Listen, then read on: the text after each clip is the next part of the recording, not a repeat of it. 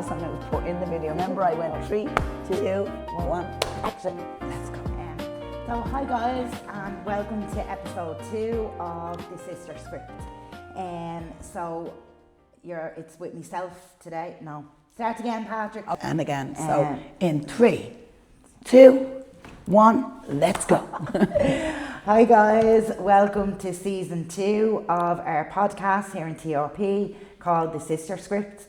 And you're joined by myself today, Donna. I'm a project worker here in TRP. Also Linda. Hi, I'm Linda, and I'm also a projects worker here in Tala Rehabilitation Centre. And we're blessed with the grace of the lovely Lynn born hi today. everyone, I'm Lynn, I'm just here to visit today. So we're kind of following on from episode 1 really. We're kind of just looking at it in the same kind of way, but just From a different perspective today. Yeah. So you've kindly agreed to come up Yeah. today, Lynn. She got me. I got you. She got me, eventually pinned me down. Finally. Yeah. It took a while. The episode 1 was great, wasn't it? Yeah, it was brilliant. Yeah, it was really brilliant. good. Now, what I have to say, when I seen the first episode, and I was thinking, 45 minutes, this is going to be terrible long, but I really enjoyed listening to Louise. Yeah, and she's it flew in, amazing. and I thought that was really good. Yeah, she's Do you know? amazing. So when you asked me, I said, of course. Like, Deadly. And you know. you're very welcome, and we're Thanks. delighted that you came up. Yeah, and- definitely. So look, today I know we're kind of just looking at, following on from, some of the barriers and more so the challenges I think that, women face coming into recovery, that way. Yeah. Mothers more specifically face coming into recovery. Mothers. And they do face barriers, don't they? Yeah. They do face barriers. I think most mothers face, I think being in recovery and being a mother is very hard. I think Louise touched on something in her last podcast, and it was really good when she separated the mother from the mothering. Yeah, I love that. And That she was divided the two, and she's Yeah. like, you're being a mother, Yeah. and that's fine, and you put the hat on and be the mother, but the mothering end of it is very hard. Yeah. It's Yeah. very hard, and it comes with its challenges. It does, yeah. And especially if you're in recovery yourself, or whatever your circumstances are, no one gives us a book. No. I don't remember ever getting a book and being told, this is what you do. So so you have how many children then? 5. And their ages? Oh God, so at the minute now, the age from 4 all the way up to 23. Right. And I have 2 boys and 3 girls. So my eldest lad, he's the pet, I have to be honest, he is. He's 23, and everyone knows Glenn, and he's non-verbal autistic, and he has a moderate ID. So that in itself and alone is very, very challenging, especially in today where there's so many lack of services, school places, entitlements, supports. It's disappointing, I suppose, that so many years on this is still happening. But that's actually episode 3 maybe. Maybe, because you do a lot of really good work around. Yeah, I suppose Like, I'd be I know familiar you were a great with. support to me. I suppose I'd be familiar in sort of directing people on where to go, but it hasn't really got any better. It really hasn't, you really have to get in there and fight for everything. And when you have your own circumstances going on, that's hard. And then, you forward our children who sometimes get forgotten about. Yeah. Do you know what I mean? Or you look and you're saying, where did they come from?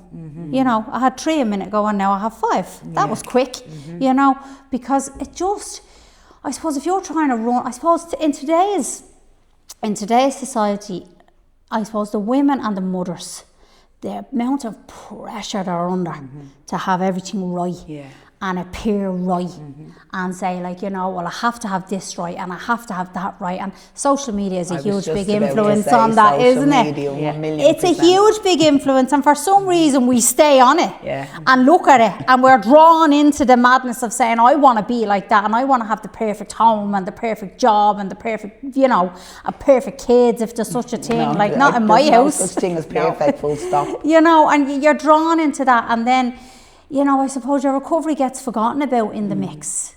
Your recovery gets forgotten about. It's very, very easy to stay on that rat race of seeking perfection and saying, the mother comes last.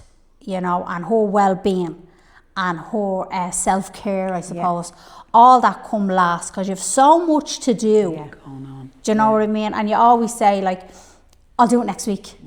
And then next week turns into a month, and then that turns into 6 months, and then, you know, life challenges are on you, schools, Christmas time, summer holidays, and, you know, all of a sudden you're still caught on that rat race of, you know, using and wanting to get yourself together, and then you say, oh Jesus, no, this is to happen, and I have to push that back, and I've no time for me, and you just fall into getting lost. Don't it you? becomes very robotic, doesn't it? It's like the same. It's like Groundhog Day, isn't it? It's like the same thing day in, day out, and then years, like months turn into years, and before you know it, you say, like, you know, I'm coming up to 40, and I'm still acting the way I was 20, and things haven't got better. All your goals are gone, you know, and then you're just, I suppose, trying to strive and do your best for your kids, and you're forgotten about drowning in the background, saying, like, well, where am I? That's similar to where I was, like, you know, I was kind of sort of saying, like, well, where am I gone to? I didn't really know myself for a while, you know, I forgot who I was for a long while. So I suppose when I came up here looking for support, you know, I was not a shell of me older self, but I was lost in me little self. Do you know what I mean? And I was saying, like, I'm coming here looking for some help, and just give us a dig out, really. But do you know the way mothers have to put on that pretense that I was saying, that they have to appear to have everything together? Like, who wants to come and show that kind of vulnerability? But I think, like, largely that's part of the problem. You know, that way, as you were talking there, something came into my head, and I thought it was brilliant. I seen somebody posting, and I've seen a few people actually do it, and it's like, so they post with the caption on the top of it, Instagram versus reality, right? So on one side they have like the perfect, you know, picture, and then on the other side they either have a picture or a video of what the reality was like just before or during trying to get that picture, you know, that kind of way.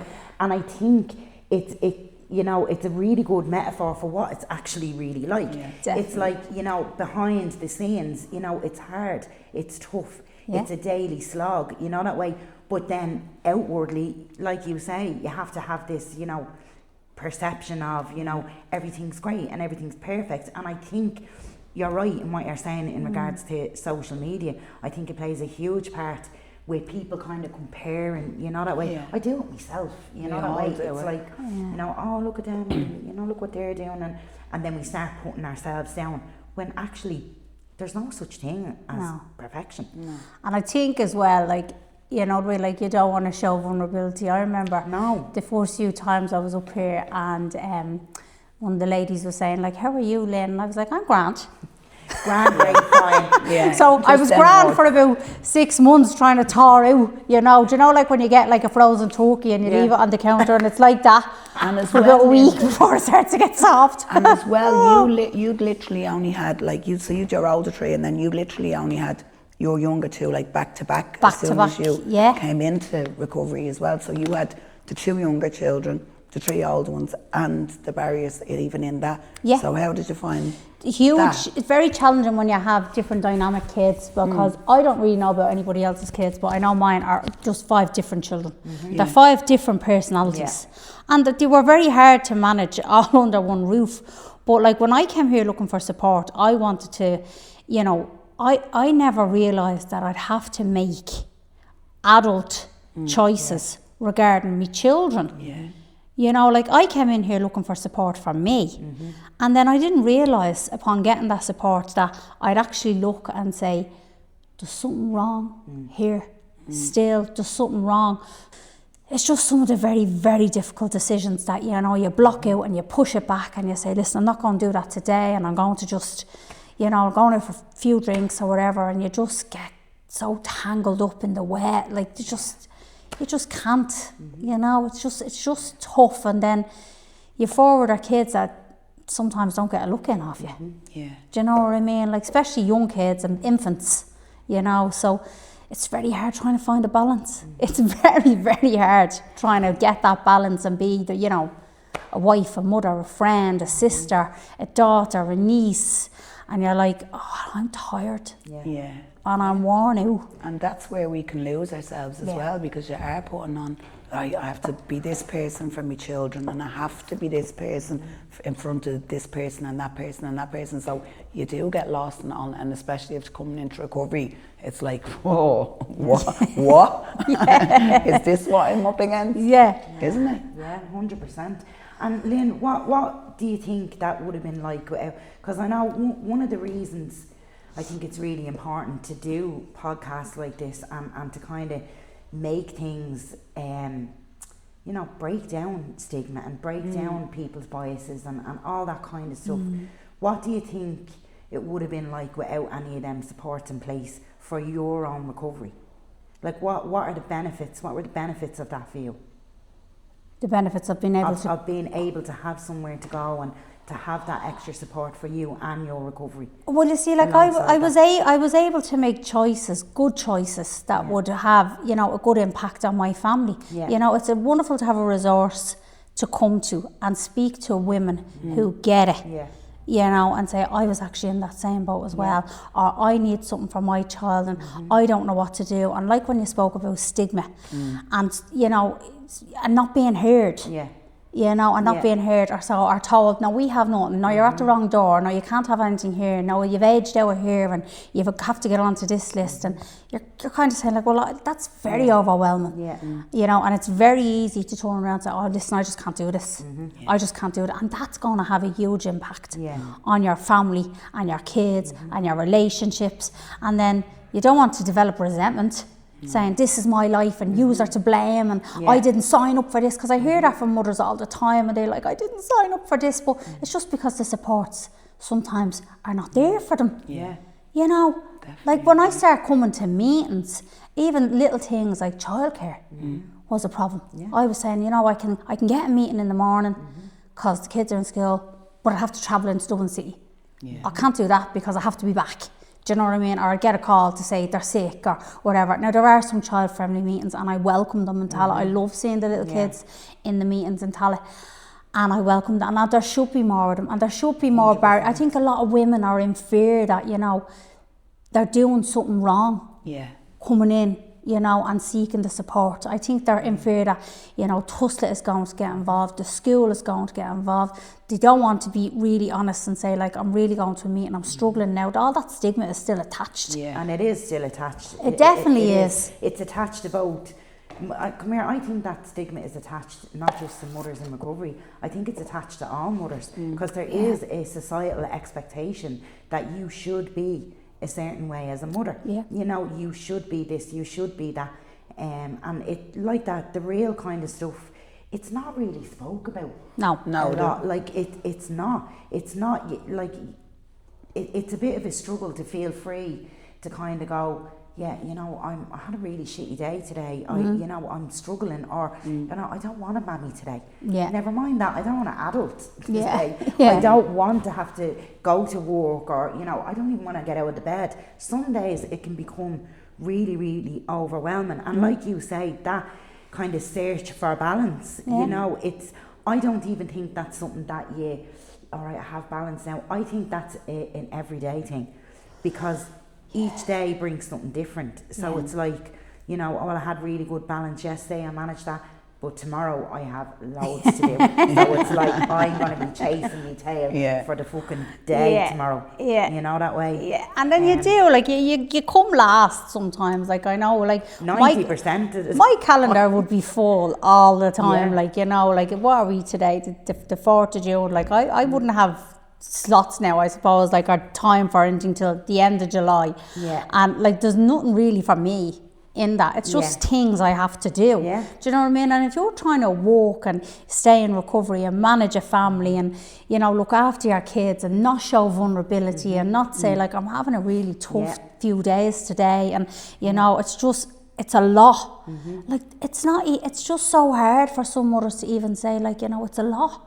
As you said, like, I don't want to be a mother today. I don't want to be running around the parks today. I want to be left alone today. But you're up against them barriers to say, no, you have to get up and do. And, you know, it's all right to be not all right, I suppose. Like, you know, and saying, like, I'm just not feeling it today. And I think one of the huge benefits, and I know even for myself, I'm really, really grateful. I'm grateful for the women in my life, for the women that I've met in recovery, you know, for the guys I work with, for yourselves, to be able to, you know, have someone to pick up the phone, or, you know, even my sister and my ma, you know, to be able to pick up the phone and go, I'm fucking struggling today, and to not be judged, to go, I get it, you know, that way, and it's all right that you're struggling today. I love to hear it from some women sometimes, because I just feel not alone. I'd be saying, well, you know, when people come to me and they say like, oh, Lynn, I'm not having a shit out. Oh God, thank God. It was me yesterday. Oh, thank God. I was like, I'm ready to run out of that house yesterday. I'm ready to just grab my suitcase and just go, not even a suitcase, a bag, any bag, and just leave the house yesterday, you know. And we all have visions of, you know, driving up Bray Head and saying, you know, well, leave me alone, you know. Like, I don't know loads of mothers who haven't done that. I think everyone just ran out of their house at some stage and was like, I'm gone. Even if they didn't speak about it, they've wanted to do it, or they've done it. Or they've said in the house, if you keep it up, I'm gone. They're like, where are you going, ma? Well, I don't know where I'm going, but I'm going somewhere. But it is wonderful to have other like-minded women like that in recovery. And do you know what's a wonderful resource, and I found it really helpful as well, no reflection on the men, I found the women's meetings very helpful. Yeah, absolutely. Because I felt that women could discuss more intense topics, you know, such as, you know, childcare, childbirth, mothering, men, you know, like relationships, all that stuff. Like, you know, I found you could be a little bit more vulnerable than you could in a normal meeting, like, you know, and just it was relieving. Because there's something to do with when women all come together. There's something powerful, isn't there? When there's a load of women and you're all coming together, coming from the same place, when you're all free and being honest, and like you just spoke about, come here, I'm having the shittiest day, all that support, all that, it's just, it makes you feel like I'm actually not doing too bad, even if I am, I'm not. You know what I mean? I suppose when you rail it back and you chat to someone else, like, you know, I get reminders of people all the time and they'd be like, Lynn, you're doing amazing. And the last person I'd pat on my back is myself. The last person I'd thank is myself. But yet, like, I'd be doing all the work. Do you know? And you are amazing. You are doing amazing. So are you. I know you a good few years now, Lynn, and you are amazing, as are you, Linda. But you're right. There is something about that's powerful. Group of women coming together, you know, that kind of way. Like the Women's International Day, that was a fantastic. I didn't realise I'd be so upset. It at that meeting, I started running. I missed it. It was brilliant, but it was really emotional. It was very emotional, wasn't it? But it was a kind of good. It was a good kind of emotional, wasn't it? There was a great sense of freedom in the room. But we didn't need that as well, that being able to, like I said, powerful, we didn't need that. If you need to cry, and then other people cry and all, and it makes you feel not alone. It's like we're all in the same boat, girls. There was a great sense of unity in the room, there really was, and it was a sense of, like, you know, we have you, we hear you. Because, you know, sometimes sometimes wherever you are, and you're like, I'm not being heard. I'm not being heard. And then if you're anything like me, you know, I could be a time bomb and I'll say nothing and hold it all in, and then I'll just explode. And they look at me in my house and say, what's wrong with your mother?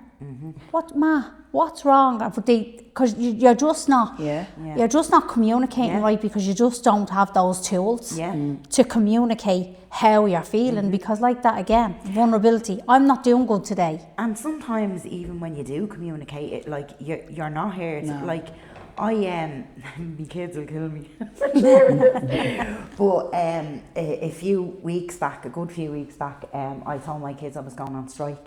Right, so Ashley was looking down here, she was, what's the strike? And I was like, nothing. No cooking, no cleaning, nothing. And it was, you know, that thing where it's like, can you just put your plate on the side and just empty the food into the bin? I'll do the rest. But can you just... Oh, you were telling me. And it's like, you know, it's like, it's just going, oh, they're saying the words, no problem. And they're doing something completely different. So this one, I was like, I'm telling you this once more, and I'm gone. I'm on strike. Went to work. Well, I came home that night, right? My house was like a show house. They had the place gleaming from top to bottom. But it's like, it's that thing, isn't it, where it's like some days you feel, And I used to say, oh, I'm in a bit of self-pity. It's not even self-pity. It's not that. You can feel underappreciated some days. Some days, yeah. And I think because mothers and women, we do give a lot. You know that way, we do give a lot. And I think sometimes mothers in recovery though can overcompensate because of what we've done in the past, because of guilt to do with us, and it's like, oh, I'm after doing all that, so now I need to do this to make everything, like we said at the beginning, because life was like, it was so bad then, so now I'm going to try and make it, there's no such thing as perfect, but perfect. So we're like doing this, and then that just, again, we just run out of everything. It's like, because I'm giving, like you said, you just empty yourself. Yeah, and there's no clock. No. You know, you wake up when they wake up. Yeah. You know, you go when they go. You lie down, go to sleep when they go to sleep. You know, your life is, but you know, in my house there's now sometimes we rely heavily on structure and routine in our house, like we know, because we need it, you know. But like it's sometimes it's a case of, if the baby's in bed, I'm hopping into bed. I'm getting a couple of hours. If he's awake, I'm awake with him. It's generally the mother who gets up in the night. Do you know what I mean? Like, it always is, or when they're sick. Or when they're sick, bringing them to the doctors, bringing them to their clubs. And then, you know, the funny thing is, on the flip side, I wouldn't have it any other way. True. Like, I really wouldn't. I wouldn't have it any other way. You know, my children, very much like his own, they're my reasons for everything that I do. You know that way, they're my motivation. They're the reason I get up in the morning. They're the reason I keep going. You know that way. So I think, you know, on the other side of that, it's like, you know, I'll piss and moan. And can I say? I piss and moan about things. She's saying it, I'm saying I'll piss and moan.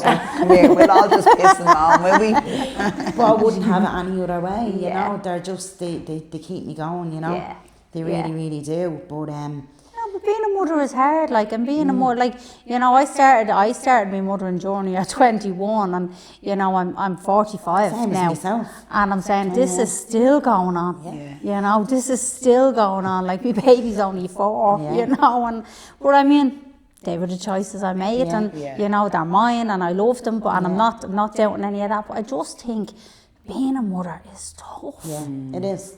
And having its circumstances and everything that comes with it is tough. And whether that is, you know, living circumstances, employment circumstances, schools, farms, hospital visits, you know, and neurotypical children and children with additional needs, and then relate, all that comes.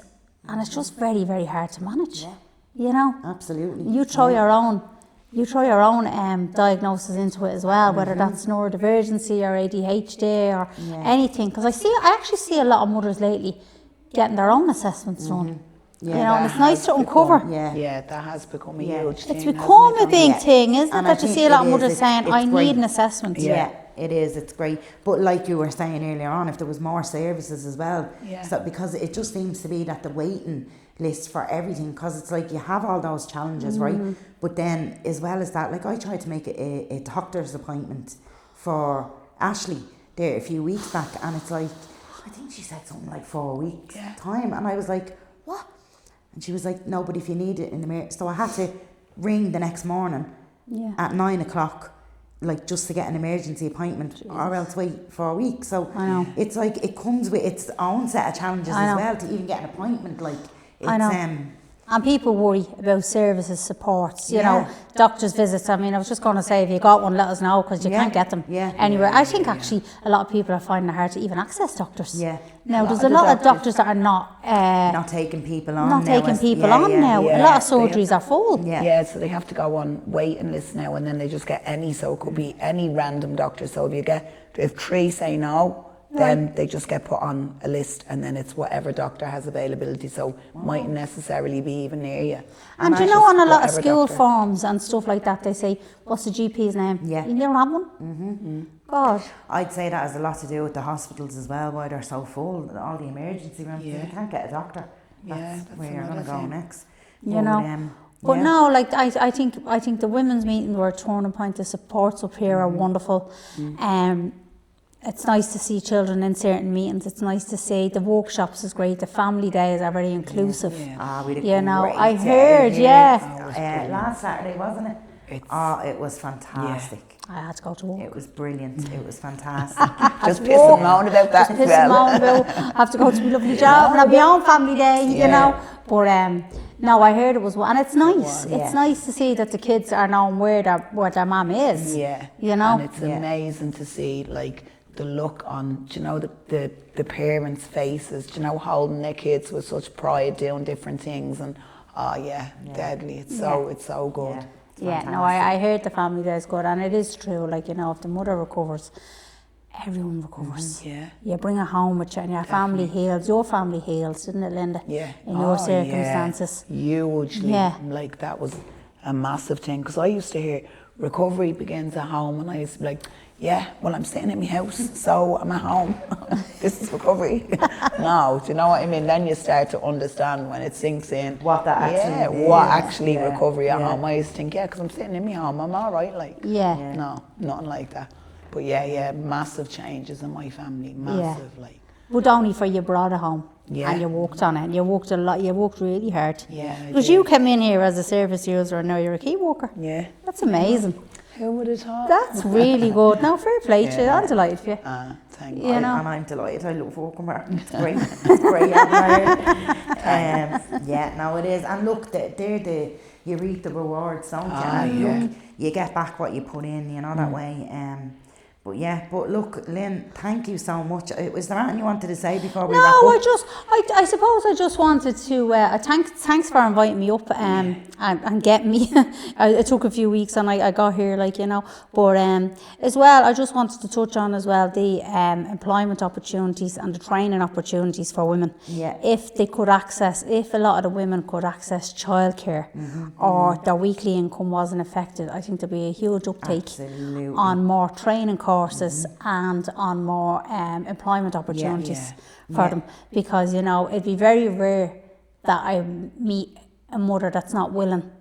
It's just that she can't, for whatever circumstances they are.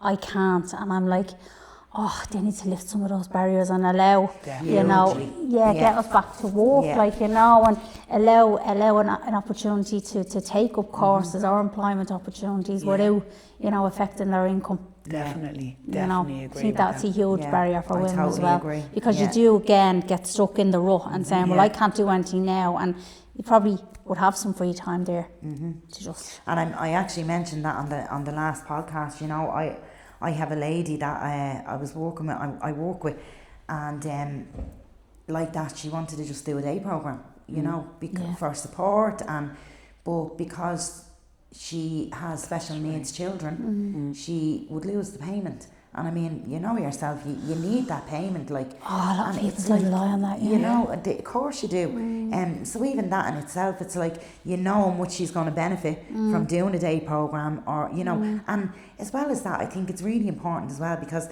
there's the whole identity side of it as well. There's like, when you're spending all day, every day, cooking, cleaning, you know, being a mother, and you've no identity of your own in that. Yeah, you get lost. You know, that kind of way. It's like to have something that's just for you. It's I don't only think it's special. I think it's essential. You know, that way, to be able to separate from that, because everyone wins in that. I mean, I come home from work, I come to work for a break.